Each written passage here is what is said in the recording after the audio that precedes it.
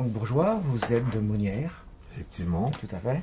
Et je crois que vous avez une idée un peu particulière avec, je crois, c'est une histoire de soldat, c'est ça? Une histoire de mouche soldat. Alors le nom fait peur, mais c'est une mouche qui a une faculté de pondre des larves qui retraitent des déchets, tout type de déchets, et qui en font à la finale transforme ce déchet en engrais, si vous voulez. Donc relativement rapidement. Et ce qui est magique dans ce procédé que j'ai mis au point, c'est de pouvoir aussi retraiter la larve de l'insecte en différents produits d'intérêt, qui sont la protéine pour l'alimentation, en général, alors l'alimentation humaine, l'alimentation animale dans un premier temps, et l'huile pour les biocarburants, entre autres, l'alimentation animale aussi, les lubrifiants et beaucoup d'autres domaines. Et un troisième produit un peu plus technique qui est la chitine. Donc ça compose vraiment la cuticule de la larve, la peau. Donc, qui est un biopolymère qui sert aujourd'hui, alors pour que ça parle à tout le monde, dans les cosmétiques ou dans les fils de suture pour la chirurgie. C'est un des exemples parmi beaucoup. On va continuer à en parler tout à l'heure. Je crois que je ne vais pas dire une espèce particulière, c'est la mouche noire, c'est ça? C'est une mouche soldat noire. Alors c'est une mouche qui ressemble à une guêpe française, sauf que vous la peignez en noir. Vous lui enlevez le dard parce qu'elle ne pique pas, vous lui enlevez la bouche parce qu'elle ne mange pas. Voilà, donc c'est une mouche relativement grosse mais relativement docile, donc moins embêtante que la mouche domestique qu'on a qui viendra manger sur notre melon ou dans le rosé en été. Voilà, elle ne mange pas, donc elle n'est pas embêtante. Donc c'est pour ça que cette espèce qui a été choisie. Voilà, exactement. Alors elle a été choisie pour ça, mais elle a été choisie aussi forcément pour sa larve, pour sa capacité à fournir un grand nombre de larves dans un temps relativement court, et fournir une larve relativement vorace pour pouvoir justement retraiter beaucoup de déchets, tout type de déchets organiques. Donc le but, bien entendu, c'est de pouvoir recycler tout ça, de recycler les déchets d'une façon, sans pesticides, si j'ose dire. Mais quel est un petit peu ce débouché, justement, d'une part, pour en commencer, par la mouche séchée? Alors la mouche séchée, alors c'est vrai que ça c'est un produit qui sera à valoriser dans un troisième temps, mais si on parle juste de cette mouche, on va en extraire cette fameuse chitine. Maintenant, vous imaginez bien qu'une mouche ne pèse pas beaucoup, donc il en faut pas mal. Si on entend avoir un élevage de masse de mouches, et donc de production d'œufs, on va avoir une certaine quantité de mouches à pouvoir valoriser en chitine. C'est pas le but premier, ça va être une étape qui va venir dans 2 ans normalement. On va s'intéresser aujourd'hui plus aux larves. Donc au retraitement de déchets, qui est une des premières étapes, et après la valorisation de ces larves d'insectes, qui ont servi à valoriser le déchet. Ah, comment ça fonctionne? Ils mangent? Ils sécrètent? Alors le cycle pour le vulgariser, on a une mouche qui va s'accoupler avec une autre mouche, donc mâle-femelle, on pond des œufs, ces œufs on les prend, on les incube, comme des enfants, et on les met une fois bien vivaces dans une quantité de déchets définie, avec un nombre de larves défini. Et à l'issue d'une période de 10-15 jours, à température optimale, on va avoir justement un résultat de traitement qui ressemble à du marc de café. Enfin, cette granulométrie-là, cet aspect-là aussi, qui sent un peu l'humus ou qui sent un compost normal. Et on sépare justement ce compost, enfin cet engrais, de l'insecte, donc de la larve. Donc on a évidemment cette mouche qui a servi à faire des œufs, va mourir. Donc on va valoriser cette mouche. La larve va valoriser le déchet. Le déchet, on va le commercialiser. Et on a cette fameuse larve à la fin, qu'on va, elle, valoriser. Donc, le projet, le but, l'entreprise, elle, prend du déchet sans en produire à la fin de filière. Donc, on valorise tout ce qu'on prend aujourd'hui, dans le pilote, en tout cas, aujourd'hui, voilà. On prend du déchet, on en fait un engrais, et avec les larves, on en fait des produits différents. Il n'y a rien qui sort en fin de filière qui ne soit pas réutilisable ou valorisable. Alors, les engrais, c'est pour tout type de culture? Alors les engrais, il y a soit engrais amendement organique, donc tout type de culture. Aujourd'hui, on est dans un bassin viticole, le Muscadet, donc il y a aussi un impact significatif à amener un projet comme ça au sein de la communauté de communes de la vallée de Clisson, puisque je suis ici, donc je suis aussi en partenariat avec quelques viticulteurs. Oui, je vais en parler, notamment il y a certains viticulteurs qui sont très bio, enfin qui font que du bio, Voilà. actuellement dans notre région. Quel est votre rapport avec eux? Pour l'instant, on est sur des discussions. Aujourd'hui, produire un engrais, ne serait-ce que dans un pilote, donc des petites quantités, et les épandre sur un sol, réglementairement, ça ne passe pas. Donc il faut passer par une homologation de produits, des tests. Mais certains viticulteurs sont intéressés. Donc le projet, ils le suivent depuis un certain temps. Maintenant, il va falloir aussi prouver, tester et homologuer tout ça pour qu'il y ait un retour au sol sécurisé. Le but n'est pas de produire quelque chose qui soit nocif pour la terre. Mais bon, le procédé existe depuis à peu près 250 millions d'années. on entend que le produit fonctionne très bien et soit justement durable. Oui, parce que c'est pas parce que c'est naturel que ce n'est pas nocif pour la terre. C'est naturel si on entend regarder le processus dans la nature. Maintenant, si on l'industrialise, il y a des facteurs qui viennent en plus. Donc la sécurité sur l'élevage, la sécurité sanitaire des intrants, la sécurité sanitaire des procédés. Voilà, ça change entre ce que fait la nature et qu'elle fait bien et ce qu'un industriel peut faire aujourd'hui. Donc il va falloir prouver tout ça aussi. Et donc, à part les engrais, À part les engrais, la protéine. Donc, si vous voulez, on prend une larve, on la divise en trois parties. On va avoir une partie de protéines pour l'alimentation animale, donc les monogastriques dans un premier temps, les porcs et les volailles, mais aussi le pet food, donc les animaux de compagnie, et la pisciculture. On va avoir un deuxième produit qui est l'huile. Donc, on va pouvoir l'utiliser dans un premier temps pour l'alimentation animale aussi, pour les lubrifiants et pour le biocarburant, les biodiesels en l'occurrence. C'est toute une histoire de transformation. Et il y a enfin le troisième produit qui est la chitine, qui sert, elle, pour la cosmétique, entre autres, la diététique, qui est aussi un capteur de métaux lourds pour les stations d'épuration, qui sert dans l'industrie de la boisson, dans beaucoup de domaines. Donc voilà, on a vraiment là les 4 produits issus du procédé de valorisation des déchets. donc que des qualités. Que des qualités. Maintenant, les qualités sont là. Maintenant, il s'agit de vraiment maîtriser ces choses-là. C'est bien de parler de qualité, mais il faut aussi que ce soit stable, que ce soit récurrent, que la qualité soit toujours la même sur un temps donné. Et donc, vous en êtes où au niveau de ce contrôle? Alors là, au niveau du contrôle, on va rentrer dans une phase recherche-développement, donc qui va durer 2 ans, pour vraiment optimiser, valider les procédés, homologuer les produits, tester, créer des partenariats aussi, avec alors des partenaires que je ne peux pas citer encore à l'actuel parce que ce n'est pas signé. Maintenant, les partenariats vont arriver. Le but est pendant ce pilote, de rechercher, de développer des procédés, de les sécuriser et de proposer ces technologies à nos 2 partenaires pour l'instant. Voilà, donc nous on va développer ces procédés, on va les faire bénéficier à deux entreprises avec lesquelles je serai associé. On devrait s'implanter sur le secteur, sur le département, on va dire plus précisément dans le vignoble dans un premier temps. Donc le pilote aujourd'hui, là où j'en suis, c'est pas que je n'ai rien à prouver, j'ai maintenant à valider les choses. Donc le pilote va avoir pour but de valider les procédés de transformation, le modèle économique vraiment précis de l'entreprise, de travailler avec les partenaires aussi pour arriver en 2018 à un démonstrateur industriel qui sera normalement sur le secteur. Le pilote aujourd'hui il se base à Gétigné, donc je rentre dedans dans 2 semaines. En même temps, mes deux embauches vont travailler avec moi dans un premier temps pour mettre le local en place. Et il y a un de mes salariés qui partira à l'école des mines de Nantes pour faire une première phase de recherche et développement, et un ingénieur qui restera avec moi, plus un stagiaire. Donc on a 2 embauches sur le début d'année plus un stagiaire. Fin d'année, on prévoit d'être 6 embauches, enfin 6 salariés dans l'entreprise. À condition qu'au niveau administratif, ça suit aussi, quoi. Tout passe, donc dossier ICPE, on est sur une phase expérimentale, donc c'est un peu plus souple. Maintenant, il faut faire les choses vraiment bien pour pas avoir de soucis. Voilà. Bon, maintenant, la direction départementale de la protection des personnes est au courant du projet depuis un certain temps. M'a délivré une pseudo-autorisation de faire un pilote qui a été fait chez moi pendant 2 ans. Donc j'ai eu le temps d'expérimenter certaines choses. Maintenant, on va réitérer pour avoir cet agrément de start-up expérimentale. Start-up, bon, j'aime pas trop appeler ça comme ça, mais bon.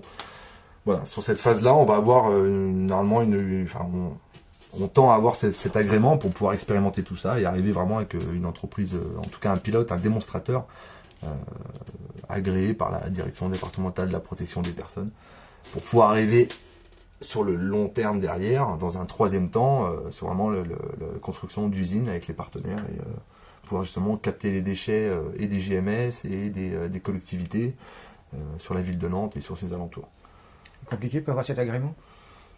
Compliqué, il faut montrer patte blanche, c'est là où les choses sont assez délicates à jouer, c'est qu'on va devoir vraiment se présenter comme un éleveur de masse sous référentiel qualité. Voilà, on peut se comparer à un éleveur de volaille ou un éleveur de porc. Voilà, quand on élève une mouche ou un porc, on a des petits risques. Quand on enlève des millions ou des milliards de mouches, en tout cas, on peut concevoir qu'il y ait des risques, des gros risques. Enfin, des gros risques, voilà, on ne va pas laisser échapper 1 milliard de mouches dans la nature. Que ce soit des mouches domestiques natives d'ici ou des mouches soldats. Alors justement, pour éviter qu'ils s'échappent? Oh, c'est relativement simple. Il y a Il y a des freins qu'on a levés depuis un certain temps. C'est assez mécanique hein, de confiner un élevage, d'avoir des protocoles pour y rentrer, pour intervenir. Sur l'aspect sanitaire aussi, on sécurise l'intérieur. Enfin, bon, c'est rien de bien méchant. Derrière, c'est plutôt les produits qu'on peut utiliser pour laver, par exemple, ces volières. Il va falloir avoir des produits qui ne font pas muter les mouches, par exemple, mais que ce soit pour un porc ou pour une volaille, c'est exactement les mêmes problèmes. Maintenant, on découvre tout ça. Je suppose que pour tout ça, il faut un petit peu d'argent. Exactement. Donc je crois qu'il y a notamment une possibilité avec un concours, c'est ça? Voilà. Alors, il y a plusieurs modes de financement. Aujourd'hui, on a besoin d'une certaine somme pour cette année. Les sommes sont prévues. J'ai réussi à prévoir les sommes sur les trois prochaines années. Maintenant, je participe à un concours, entre autres, qui s'appelle Aviva, la fabrique. Donc, il y a à peu près 1000 projets. Le but est de voter pour le projet qui vous plaît sur le site. Alors, vous avez le droit à 10 votes. Vous pouvez mettre 10 votes sur un projet ou un vote sur 10 projets ou autre. Et le but, c'est de voter, donc c'est gratuit. C'est 2-3 minutes de temps, perdu ou pas, et pour un coup de pouce, voilà, qui est de 2000 € dans la première phase. Et si on arrive à la deuxième et dernière phase, moi j'ai demandé 50 000 €, ce qui est à peu près un huitième de la somme dont j'ai besoin pour cette année. Et tout le monde peut voter? Tout le monde peut voter, il suffit d'avoir une adresse mail, et puis de s'inscrire, de valider l'adresse mail sur votre messagerie, de retourner sur le site Aviva et de choisir le projet. Alors il y en a 1053 je crois. Donc il faut inviter nos internautes à aller voter pour vous. Exactement, vous avez 10 votes potentiels à me donner ou à donner aussi à d'autres. Il y a d'autres projets relativement intéressants, mais il y a le choix, je pense que ça peut plaire à tout le monde. Maintenant, si je passe là aussi, c'est pour inciter les gens à voter pour mon projet, évidemment. Bon, dans la région, je crois qu'on sommes un petit peu tous anti-pesticides, donc vous devriez avoir une bonne remontée là dans les sondages. Là. Normalement, hein? Oui. Encore une fois, tout reste à prouver, mais bon, voilà, il y a vraiment un intérêt local aussi hein, au projet. Donc, j'invite tout le monde à voter pour ce projet Green Soldier. Donc, le développement dans l'avenir proche? Plusieurs étapes, comme je viens de vous dire, il y a deux ans de recherche-développement. Voilà, on va vraiment valider les procédés, homologuer les produits, sécuriser l'élevage. Le démonstrateur en 2018, pour vraiment prouver, voilà, développer un chiffre d'affaires aussi, un premier chiffre d'affaires, parce qu'à un moment, il faut développer du chiffre d'affaires, hein, c'est assez important, il ne faut pas l'oublier. Et troisième étape, vraiment acter les partenaires. Les partenaires sont actés aujourd'hui, on est en cours de discussion, de négociation. Ils sont en partenariat aujourd'hui, ils sont vraiment en partenaires d'intérêt croisés dans la troisième étape, c'est-à-dire ils vont adhérer dans le capital, à une certaine mesure, sur une filiale de l'entreprise Green Soldier pour bénéficier de nos technologies et bénéficier aussi de leur force commerciale, marketing et puis leurs expériences sur les domaines. Donc c'est des partenaires, je ne peux pas citer aujourd'hui des partenaires de poids, donc ça reste encore confidentiel aujourd'hui. Tant que c'est pas signé, on ne dit rien. Voilà, exactement. C'est tout à fait normal. Donc après, bien sûr, il y a un dépôt de brevets, je suppose. Là, tout bien gardé pour vous. Voilà, c'est ça. Alors, il y a des enveloppes solo qui ont été déposées sur des technologies qui ont été développées au sein de mon pilote pendant ces 2 années. Maintenant, ça ne reste que des enveloppes solo. Ça me permet de pouvoir utiliser cette technologie si elle a été brevetée par une autre entreprise. Maintenant, le budget propriété industrielle est relativement lourd sur les 3 prochaines années. Ça représente entre 10 et 15 jusqu'à 20 000, 25 000 sur les différents paliers sur les 3 ans. Alors c'est au bas mot aujourd'hui, hein, parce que il y a des recherches d'antériorité, ça aussi ça a un coût. C'est relativement compliqué cet aspect propriété industrielle. Il y a des brevets qui sont pour la communication, il y a des brevets qui sont vraiment intéressants, et il y a des fois aussi des choses qu'on n'a pas à breveter, qu'on garde au secret. C'est une histoire de stratégie aussi. Bon, tout ça coûte de l'argent évidemment. Je dirais, on va rester sur l'État français. 100% français. Peut-être après, je dirais dans l'international, mais... Il y a des options internationales. Il y a un marché là on est dans le monde des tonnes. On parle vraiment de tonnes de protéines, de tonnes d'huile, de tonnes de déchets valorisés, retraités. On est sur l'alimentation animale. On connaît la problématique qu'il va y avoir sur les prochaines décennies. La production devrait, si on entend nourrir tout le monde, doubler d'ici 2050. Ça fait à peu près 110 milliards d'animaux à nourrir en 2050, animaux d'élevage, entre autres. Alors je ne parle pas du pet food en plus, et puis du reste. Donc on a un réel intérêt, mais aujourd'hui le but est de vraiment 100% français. De toute façon, l'idée aujourd'hui elle est française. D'autres pays sont sur les mêmes thématiques aussi, ont des projets du du même type. Maintenant, 100% français. Les têtes bien faites sont françaises, l'entreprise est française, technologie française, partenaire français. Donc, c'est vrai. Est-ce qu'on connaît la qualité nutritive des protéines pour les animaux? Elle se compare largement à une protéine de poisson ou de viande. Donc elle est tout à fait comparable à ce genre de protéines, avec quelques petits plus sur quelques nutriments qui composent cette protéine, enfin quelques molécules qui composent cette protéine. On a remarqué déjà, selon certaines expériences, alors dans le monde aujourd'hui, je ne parle pas pour moi, mais des résultats de tests. Donc c'est avéré des gains de croissance sur du monogastrique, donc sur du porc, des gains de croissance aussi sur de la volaille. Maintenant il faut Gain de croissance qui reste naturel. Qui reste naturel. Voilà, si vous voulez, le porc ou la volaille ils ont une appétence naturelle pour les insectes, comme les poissons. Aujourd'hui, il s'agit de remettre l'église au milieu du village. Aujourd'hui, on donne une certaine quantité de protéines de soja, même à des monogastriques, ou des protéines de poisson. Et pour la petite histoire, aujourd'hui, les protéines de poisson, c'est du poisson de fourrage qu'on pêche en haute mer, donc du poisson sauvage, qu'on donne à du poisson d'élevage. Et ce poisson d'élevage sert à nous nourrir ou nourrir les volailles ou les monogastriques. Donc, enfin, les volailles ou les porcs. Aujourd'hui, une volaille et un porc mangent naturellement de l'insecte, donc pourquoi pas leur redonner une alimentation naturelle de base. Et ça vaut aussi pour la pisciculture.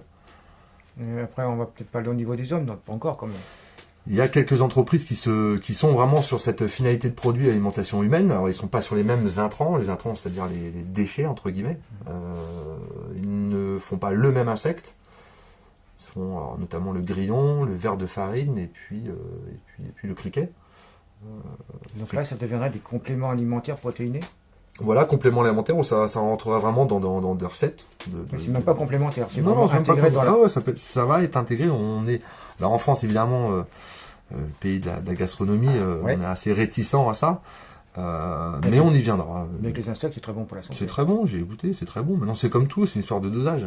Oui, tout à fait. Non, mais j'ai goûté aussi, j'ai apprécié. Donc, Voilà, on va y venir. en revenant un petit peu pour ces contre-pesticides, chimiques, je pense que quand même qu'au niveau de l'État français, vous devez être bien accueillis, non? C'est une volonté quand même depuis quelques temps. Il y a une volonté, mais c'est paradoxal parce que on amène un produit, un process, un concept, quelque chose qui est durable, qui n'a pas d'impact, qui a très peu d'impact aujourd'hui sur l'environnement. Si on parle vraiment du traitement de déchets via l'insecte et puis le produit qui est issu, l'engrais. Maintenant, il y a cet aspect réglementaire qui est très lourd. Homologation de produits coûte très cher. C'est vraiment le parcours du combattant. Ce qui est paradoxal, on veut arriver sur des process naturels, durables, mais il faut vraiment monter patte blanche pour arriver dans le secteur. Et on se bat aussi avec des grosses entreprises qui ont mis sur les marchés. Donc il faut aussi savoir jouer avec eux. On a eu le cas avec le colza, on pouvait faire effectivement de l'énergie.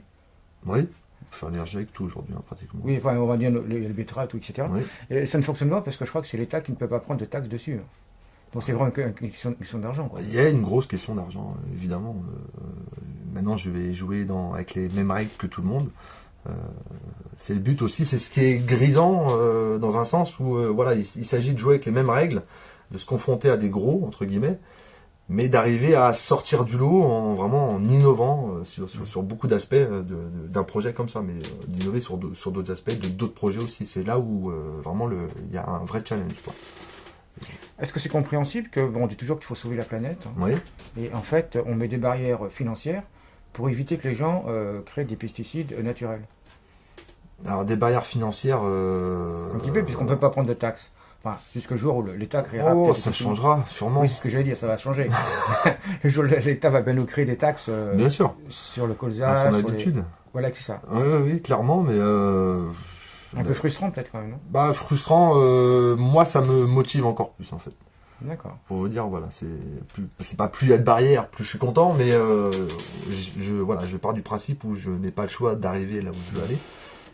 Maintenant, il va falloir passer ses skis, c'est vraiment challenge le projet, quoi, hein. C'est ce qui va motiver aussi l'équipe. Pour l'instant, j'ai commencé à mettre en place. Voilà, c'est vraiment un but, c'est de pas contourner, mais vraiment d'arriver à proposer quelque chose de propre et qui donne envie aussi et qui soit rentable, commercialement rentable et viable. évidemment, sur le long terme. Toute l'équipe qui est avec vous, je suppose qu'ils sont assez écologiques quand même. En général, mais écologique, mais pragmatique, pratique. Il y a le côté durable, mais il faut le mettre en relation avec le côté économique des choses. On a besoin d'embaucher des gens, on a besoin de rendre les procédés rentables pour pouvoir optimiser, pour avoir créé une espèce de dynamique autour de ce genre de projet, pour faire vivre et pour faire tourner, circuler l'argent, créer de nouveaux métiers, innover pour pouvoir proposer d'autres choses vis-à-vis de ces insectes ou d'autres procédés vis-à-vis des déchets. Donc il y a un réel impact, il y a beaucoup d'impact, mais il y a un réel impact sociétal aussi sur ce genre de projet. C'est ce qui fait aussi la beauté des choses, entre guillemets.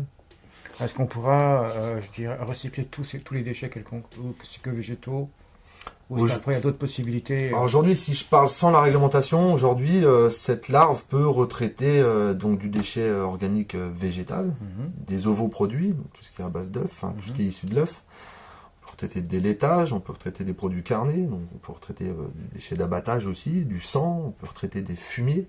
On peut retraiter des lisiers, on peut retraiter des bouts d'épuration, on peut retraiter du marc de café, on peut retraiter beaucoup de choses. Alors il y a d'autres choses qui ont été un peu testées en amont, qui elles sont relativement plus dures à mettre en place, mais qui auraient des portées très intéressantes pour le futur, de retraiter d'autres types de matériaux avec des insectes. Bon, aujourd'hui, c'est bien s'avancer que de dire ça, mais c'est dans les cartons, on va dire. Donc l'avenir est plutôt vert, si je peux me permettre. Clairement, plutôt vert. Mais il faut mettre le vert avec l'économiquement viable. Voilà, c'est comme ça. Je pense qu'il faut réfléchir comme ça. En tous les cas, une très belle expérience, un très beau projet. Ouais. J'espère que vous allez y arriver. De toute façon, nous essayons de vous soutenir le plus possible. Bah, écoutez, moi j'ai pas le choix, donc je vais y arriver. Bon, bah c'est très bien. Bon, merci. Bon, bah, merci bien. Merci.